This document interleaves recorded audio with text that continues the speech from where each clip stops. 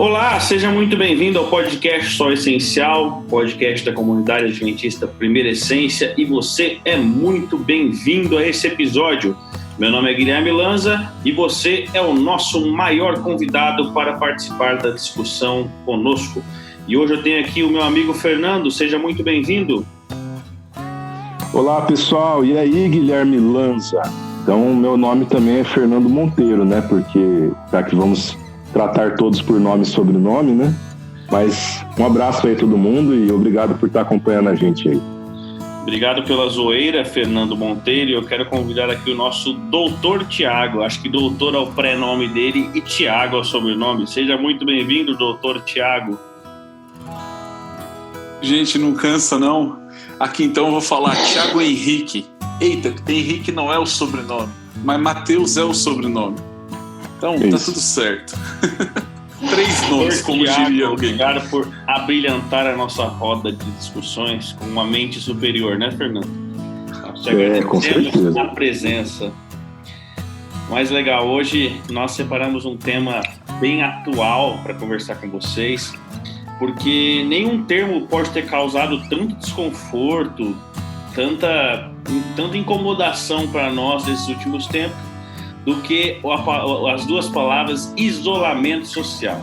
Até aqui em Campo Grande, né, nós estamos passando por uma situação complicada, nós demoramos um pouquinho para chegar num ápice tão complicado da doença, e o prefeito decretou, acho que hoje, um mini lockdown, vamos dizer assim, para o final de semana. Então o povo já começou a ficar assustado, preocupado, até em se isolar, né? E vocês aí, amigos, vocês estão preocupados com isso? Como vocês estão sobrevivendo ao isolamento social? Olha, agora começou a ficar um pouco mais difícil, né? Porque 5 horas da tarde tá fechando tudo, né? Até dia 31, parece. E nos finais de semana praticamente nada abre, só aquilo que é mais, né, essencial mesmo, né? Só o essencial. Vai ficar exatamente. Vai ficar meio complicado aí para resolver algumas coisas, mas tudo bem. Tiagão, como é que você está sobrevivendo? Sobrevivendo. Estou sobrevivendo. O isolamento, ele traz algumas consequências, né? Dentre elas, ficar mais tempo em casa, o que é uma bênção, o que também traz algumas peculiaridades. Mas, cara, ficando em casa, Tiagão, você se sente bem sozinho? Você se sente ansioso, depressivo, quem sabe até abandonado, cara? Então, como eu tenho uma criança de 2 anos e meio, é impossível se sentir sozinho, é impossível você ter momento de isolamento, entendeu? Dentro de uma casa.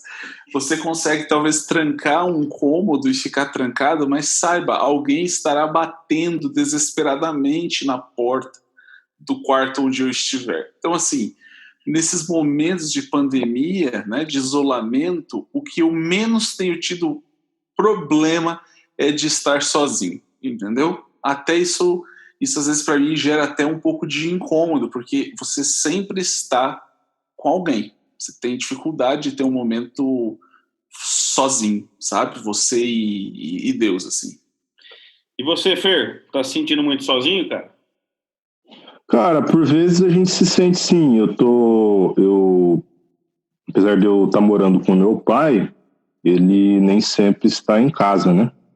Ele muitas vezes está plantão, tal, e aí por vezes eu acabo ficando sozinho e a gente se sente um pouco incomodado mesmo, viu? Tá diferente, porque assim, você não tá podendo sair, não tá podendo...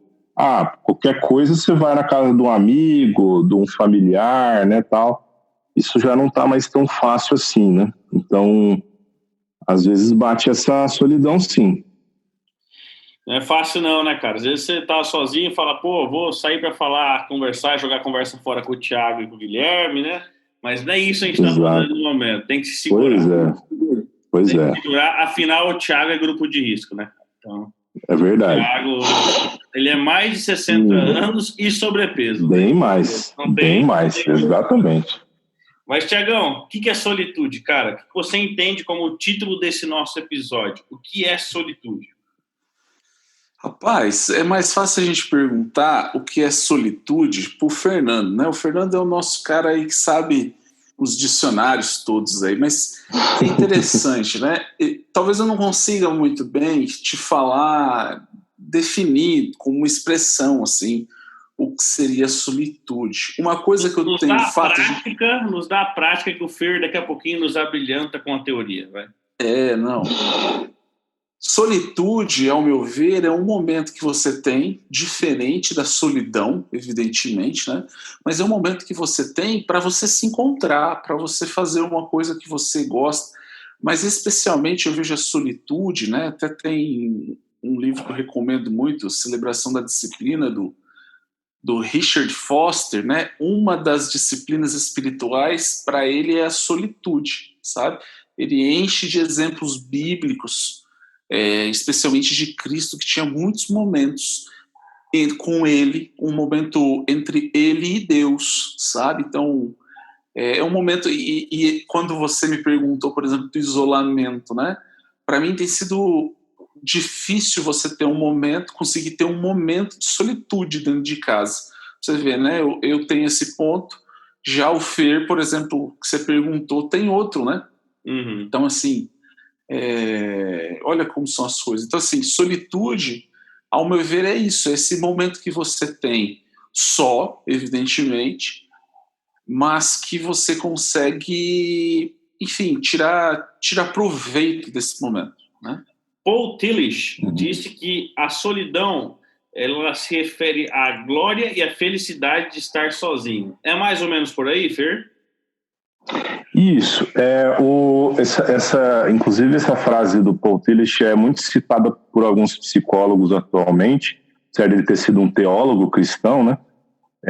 Eles citam essa frase porque ele foi muito feliz mesmo nessa descrição.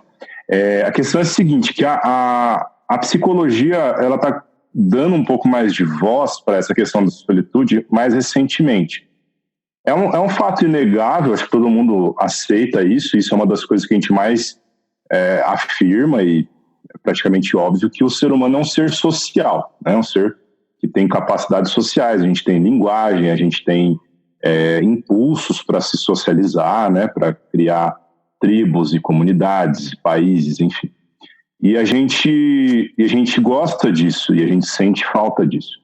Mas existe também essa característica, que talvez seria até uma característica mais geral do que uma prática, que é chamada na psicologia de solitude, que, bom, em termos psicológicos, significa você estar bem na sua própria companhia.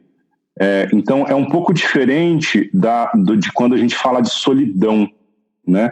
Solidão carrega uma conotação muito negativa na nossa língua, né? Tristeza, né? Um fardo de tristeza, de você estar abandonado. Então, é uma conotação negativa. Talvez, originalmente, a palavra não tenha essa conotação, mas agora carrega. Então, a gente usa esse termo solitude, que é um termo até pouco usado na nossa língua, então talvez um pouco mais puro, né?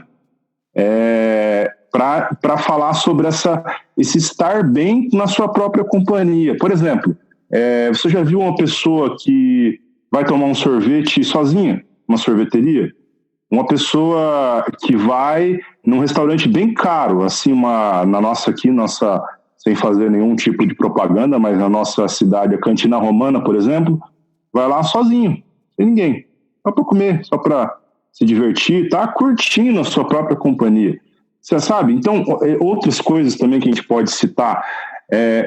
A solitude, então, na psicologia, vem como esse termo para simbolizar um estado de suficiência. Assim, eu estou bem comigo mesmo, eu estou satisfeito com a minha própria companhia. Não que eu sou um cara egoísta, um cara altivo ou até mesmo individualista. Não, eu gosto de outras pessoas, eu quero ter relacionamentos, eu quero fazer amizades, namorar, casar, enfim. Só que a minha própria companhia já é suficiente, eu estou bem comigo mesmo, entende? E isso é uma coisa que veio sendo abordada há relativamente pouco tempo, assim, com uma ênfase interessante na psicologia, eu diria que nos últimos 30 anos, assim, que tem surgido, assim, com mais intensidade, por incrível que pareça. Então a psicologia começou a dar um pouquinho mais de voz à solitude há pouco tempo, né, Fer? E ela tem começado a enxergar efetivamente como um fenômeno social? Sim, sim. Um fenômeno social, eu diria assim, como uma necessidade do ser humano de entender isso. E olha que curioso, porque a gente vive numa época, nosso mundo pós-moderno, ou a modernidade líquida, né? Como algumas pessoas falam, ele criou um contexto, nossas tecnologias, tal, em que, se eu não me engano, é o professor Mário Sérgio Cortella que fala isso, que a gente está cada vez mais junto, mas ao mesmo tempo muito separado. Então, em que sentido? A gente tem 1.000 amigos ou 1.000 pessoas que seguem a gente no Instagram, a gente posta uma foto, tem 100 curtidas, mas quantas daquelas pessoas a gente realmente se relaciona com elas, né? E isso surge, às vezes, como isso começa a aparecer na sociedade, ainda mais nas pessoas de uma geração mais nova, que a nossa, né? Como um mecanismo de você ou suplantar ou esconder uma sensação de vazio existencial que, na verdade, não tem esse foco, entendeu? Muitas pessoas não estão se sentindo bem consigo mesmas, muitas pessoas não estão se sentindo tranquilas na sua própria companhia, elas precisam esconder isso de alguma forma, precisam varrer isso para debaixo do tapete. Como que elas fazem isso? Muitas vezes fazendo comportamentos que aparentemente são normais. Vou em festa, saio com amigos, bebo, às vezes um pouco demais. Algumas pessoas já vão para caminhos mais disfuncionais, que seria usar drogas, entre outras coisas. Redes sociais, né? Aumenta o tempo nas redes sociais, porque dá essa sensação de estar conectado, mas é uma conexão que é muito frágil, né? Então a gente vê que, na verdade, a nossa geração, talvez, e as gerações mais novas, precisam entender e aplicar melhor esse conceito de solitude, de que as relações humanas, elas são importantes, são interessantes, são necessárias, mas que um relacionamento humano, uma conexão humana, muito menos drogas e álcool, entre outras coisas, essas coisas elas não vão conseguir preencher esse buraco existencial que nós temos. Vai ter que ser outra coisa para preencher isso. Muitas vezes as pessoas têm esse buraco existencial porque têm uma autoestima muito baixa, porque não enxergam em si qualidades ou potencialidades, enfim. E tem outras causas para esse tipo de buraco existencial. A gente pode falar até de causas espirituais, entre outras coisas, se a gente for caminhar para isso. Mas, no final das contas, a preocupação da psicologia é com isso, sabe? Poxa, a necessidade que as pessoas têm de entender que a solitude pode ser algo bom, que os momentos a sós podem ser, na verdade, coisas boas e proveitosas, entendeu? E eu acho que o cristianismo tem muito a oferecer nesse sentido. A Bíblia tem muito a oferecer. Você sabe, Fer, que assim, interessante, a gente tem tido momentos de solidão, né, as pessoas, eu falo momentos, não vou dizer de solidão, mas a sós, mas para fugir dessa solidão, elas acabam entrando mesmo, como você falou, gastando muito tempo na frente de TV, na frente de redes sociais, né? E as pessoas acabam não tendo tempo para ter momentos de reflexão sobre a vida dela, sobre os rumos da vida dela, entendeu? Uhum. Interessante isso, né? Triste. A impressão que dá, Tiago, assim, os sociólogos, os psicólogos que analisam isso, a impressão que eles têm é que as pessoas realmente não estão se suportando, sabe? Elas não suportam a sua própria companhia. Aí, de novo, quais são os motivos disso? Sei lá, cada um vai ter que fazer sua terapia para a gente poder identificar isso. Mas, quando, na verdade, todos nós, se você parar para pensar, qual que é a base da ideia da solitude na psicologia? é uma coisa meio óbvia. A única pessoa que pode viver a sua experiência é você. Eu não posso viver a sua experiência e você não pode viver a minha. É claro que com a linguagem a gente pode comunicar e a gente até tenta e faz isso muito bem. Mas, de certa forma, você continua sendo você e só você pode ser você mesmo, entendeu? E isso é maravilhoso, isso é legal, isso é bacana, isso é para ser positivo, entendeu? Eu tenho uma amiga que ela me relatou uma experiência interessante sobre isso. Olha só que coisa interessante. Um tempo atrás, vai fazer alguns anos, ela foi fazer o Enem. E como vocês sabem, o Enem você tem aquele momento que você tem que desligar o celular e esperar a prova começar. Né? Então, meu amigo, e na época ainda ela era sabatista, né? Ela então se ela guarda sábado, então ela passou a tarde inteira sem poder conversar com alguém e sem poder ver celular e nada, ela com ela mesma. E foi providencial para a vida dela, entendeu? Ela teve um momento de encontro com ela mesma e com Deus, sabe? Que assim, e mudou o rumo da vida dela. É interessante isso, porque foi necessário algo externo te obrigar a ter um momento de solitude, entendeu? As pessoas de hoje em dia, elas não conseguem. Se você parar para pensar, você tem um momento sozinho, você vai pegar o telefone, você vai ver uma rede social, porque te incomoda mesmo ter um tempo em silêncio, né? E eu vejo que essa solitude que nós buscamos preencher com redes sociais nos levam à solidão, eu tô certo ou não? Com toda certeza. Comparações, né? Que a gente vive de comparações. O problema das redes sociais é que não necessariamente as redes sociais elas são verdadeiras, né? As redes sociais estão todas com filtros. Todo o tempo com filtros. Não é só filtro de imagem, mas é filtro dos próprios momentos, né? Você não tem na rede social pessoas tristes. Na realidade, eu até mudo, né? Eu já falei isso para vocês, por exemplo, vocês abrirem essa rede social nova dessa geração do TikTok, gente, o que tem de gente mostrando que está triste é um negócio assim, é muito crescente isso, entendeu? Essa geração nova, elas estão mostrando a insatisfação dela muito mais do que a nossa geração e gerações anteriores que a nossa, né? Ô, Tiagão. Mas um ponto Oi. Pode falar. Não, mas um ponto me chama a atenção, né? Se a gente pega biblicamente, a gente vê já Jesus indo para o outro lado, né? O que nós temos de exemplo no Evangelho, né? Em qualquer uma das visões do Evangelho, quer seja de Marcos, João, Mateus, Lucas, nós vamos ver muitos momentos Jesus Cristo saindo da quantidade de pessoas que o cercava, independente da quantidade que fosse, você entendeu? E tendo momentos a sós, né? Tendo momentos a sós nas madrugadas, tendo momentos a sós orando.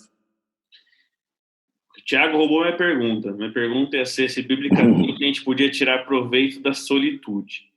Mas é isso. Então, eu acho que seguindo um pouco esse gancho do Tiagão, e o que ele falou, né, desse exemplo da amiga dele que passou por essa, e a gente pode dizer hoje uma providência divina, né? Parece na Bíblia que Deus, ele quer que tenhamos solitude, sabe? Que tenhamos momentos a sós com ele, né? E aí, só para abordar isso, eu acho que é importante, biblicamente falando, a gente nunca está sozinho, né? Completamente sozinho, essa é a realidade, né? Deus, ele é onipresente, onisciente e ele é amoroso. Então, ele é interessado. Então, ele nunca está distante de nós. A Bíblia diz isso. Ele não está distante de nós, nunca, né? Então, isso aí é um fato, é um ponto que a Bíblia nem discute muito. Isso é meio que assumido na Bíblia, presumido, né? Enfim, e a Bíblia se constrói em cima disso. Mas eu noto que, assim, os grandes personagens da Bíblia, eles tiveram ou momentos de solitude que foram intencionais ou até momentos de solitude que parece que Deus meio que colocou eles para mostrar assim, eu quero ter esse momento a sós com você, entendeu? Isso é necessário, isso é importante. Você vê isso aí em Moisés, você vê isso aí na história de Elias, você vê isso aí na história de Paulo, de João... Jacó, né? De Jacó se tornando Israel. Vamos em uma mais pressionada e não intencional possível, de Jonas, cara. Jonas, então pronto. Grande para ter um tempo de solitude. Exatamente. Então Jonas. E é interessante que, assim, tirando a questão revelatória do negócio, né, a profecia, essas coisas assim, se você tirar tudo isso, você ainda tem pessoas que foram importantes, que se descobriram ou descobriram um propósito da sua vida, um propósito que envolvia muitas vezes até a transformação de alguma parte do mundo, de algum aspecto do mundo para melhor, através desse momento, sabe, de solitude, que no caso, agora na nossa definição bíblica, não é mais estar completamente sozinho, e sim a sós com Deus, né? E eu acho que o maior exemplo disso, que é uma pessoa que fez isso, que incorporou isso de forma totalmente consciente, né, foi Jesus, né?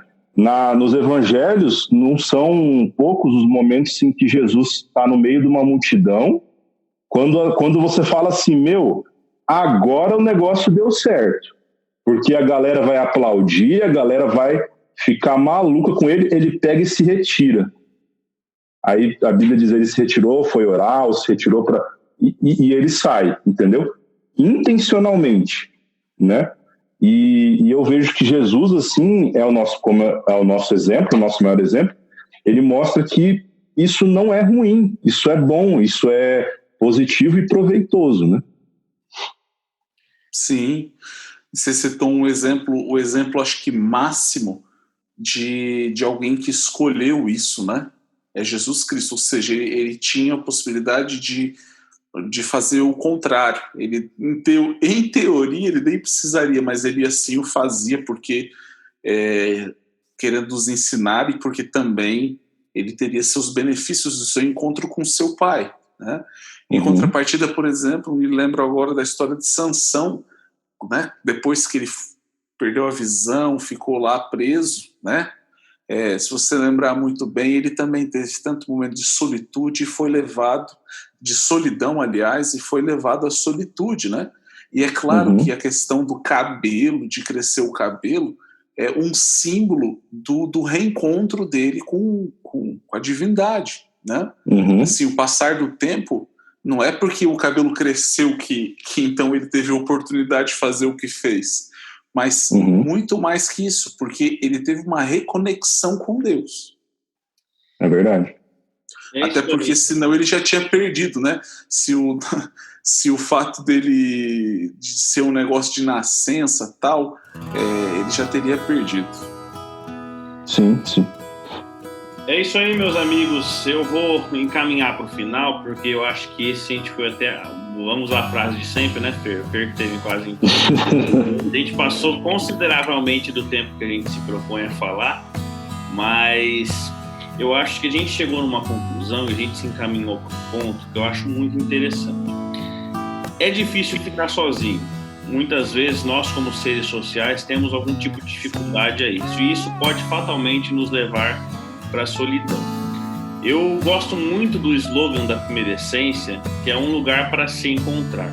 E esse slogan, para mim, ele tem algumas reflexões que eu vejo que através da palavra eu posso me encontrar com Deus, eu posso me encontrar com o meu próximo, mas eu também posso me encontrar em mim mesmo. Eu posso entender a minha essência através disso também. Mas eu me remeto muito às palavras do homem mais sábio que teve nessa terra, que foi Salomão. E ele disse que nós podemos, no capítulo 1, 2 e 3, ele fala que nós podemos procurar a felicidade em vários locais e nós podemos tentar preencher o nosso coração em várias coisas. E Salomão, em especial no capítulo 2 de Eclesiastes, ele fala que ele tentou preencher isso com bebida, com trabalho, com festa, com amigos, e ele não conseguiu. Até que no capítulo 3, versículo 11, ele compreendeu que o coração nosso, ele é feito de carne, mas o coração nosso só pode ser preenchido pela eternidade, só por Deus.